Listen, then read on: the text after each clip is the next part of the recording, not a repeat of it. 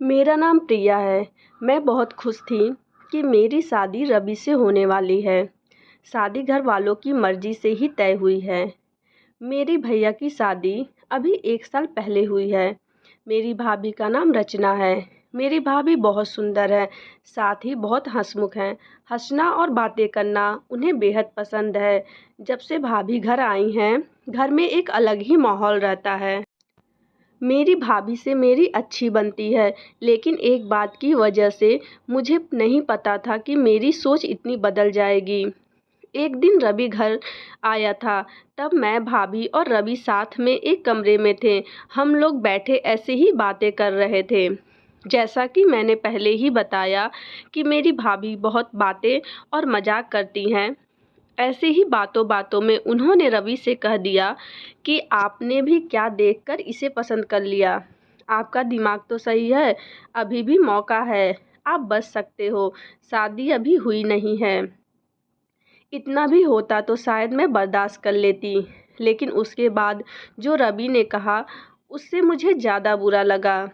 रवि ने कहा कि क्या करूं भाभी, आपकी जैसी सुंदर तो मुझे शायद मिलेगी नहीं, तो अब जो मिली है उसी से कर लेता हूँ। बात मजाक में ही हो रही थी, लेकिन मुझे वो बात दिल पर लग गई। उस समय मैंने भी बात हंसी में टाल दी, लेकिन मुझे अब वो बात सोने नहीं दे रही थी। मैं पता नहीं क्या क्या सोचने लगी थी। मैं अपने आप को भाभी के साथ कंपेयर करने लगी थी। मुझे उनसे और उनकी सुंदरता से जलन होने लगी थी। एक छोटी सी बात मेरे अंदर यह बदलाव ला सकती है, मैंने सोचा नहीं था। मैं उस बात का जवाब देना चाहती थी। मैं कुछ भी सोचने लगी थी।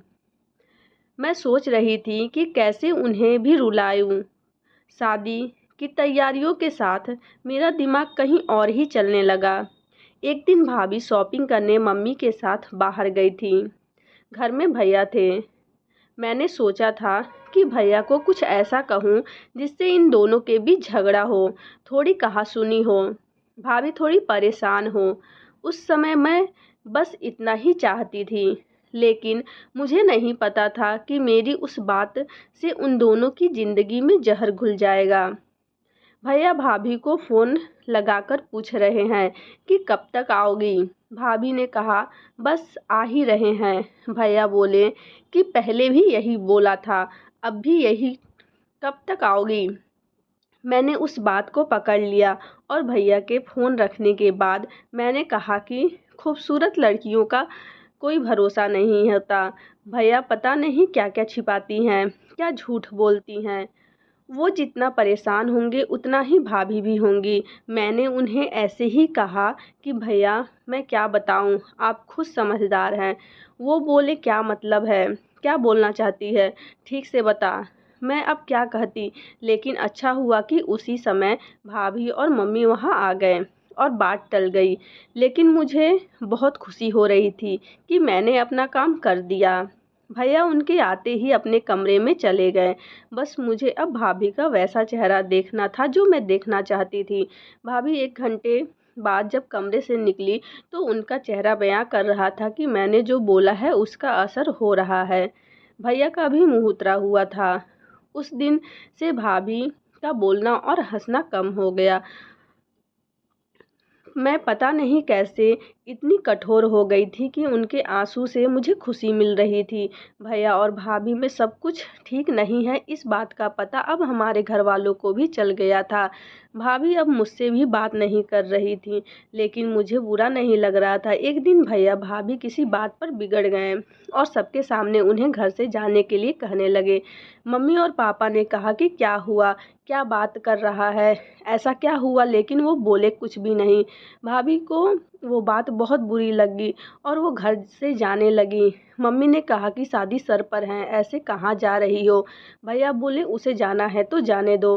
भाभी मेरी तरफ देख रही थी, लेकिन मुझे ना बुरा लग रहा था ना मैंने उन्हें रोका। भाभी अपने घर चली गई। शादी सिर्फ 10 दिन बाकी थे और भाभी घर चली गई। घर में मम्मी भैया और पापा को देखकर अब मुझे थोड़ा बुरा लगने लगा, पर मैं अब कुछ नहीं कर सकती थी।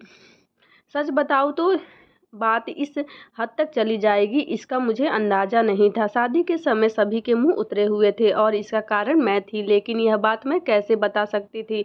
भाभी को मम्मी ने फ़ोन किया लेकिन वो नहीं आई। घर का माहौल बदल गया। भैया से सभी पूछ रहे थे कि ऐसा क्या हुआ, कुछ तो बताओ, लेकिन वो कुछ नहीं बताएं।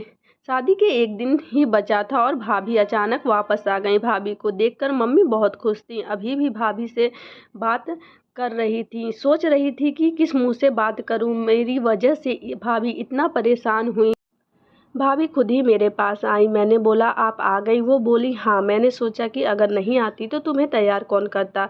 भाभी ने ऐसा कहा तो मैं रोने लगी। भाभी ने कहा मुझे तुम्हारे भैया की बातों का इतना बुरा नहीं लगा। ठेस तो तुमने मुझे पहुंचाई, घर में तुम्हारी वजह से छोड़कर गई थी। मैंने सोचा कि तुम कॉल करके बुलाओगी, लेकिन तुमने ऐसा नहीं किया। पता नहीं तुमने ऐसा क्यों किया, लेकिन मैं तुम्हें एक बात समझाना चाहती हूँ। अब तुम्हारी शादी होने वाली है, तुम दूसरे के घर जाओगी। कुछ ऐसा मत करना जिसके बाद तुम्हें पछताना पड़े।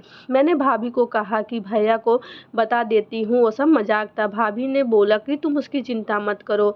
अगर उन्हें अपनी पत्नी पर विश्वास नहीं है तो वो उनकी गलती है, तुम्हारी नहीं। मैं उनसे निपट लूँगी। शादी का समय है, तुम खुश रहो। भाभी के आने से घर में रौनक आ गई। इस गलती से मैंने बहुत कुछ सीखा। मेरे अंदर की ईर्ष्या और जलन खत्म हो गई। भाभी मेरी जैसी नहीं है, मुझे पता है वो भैया को संभाल लेंगी। मैंने भाभी के साथ इतना कुछ किया, लेकिन उन्होंने अपना फर्ज नहीं भूला, न ही यह भी किसी को बताया कि यह सब मेरी गलती है। ऐसी भाभी सभी को मिले।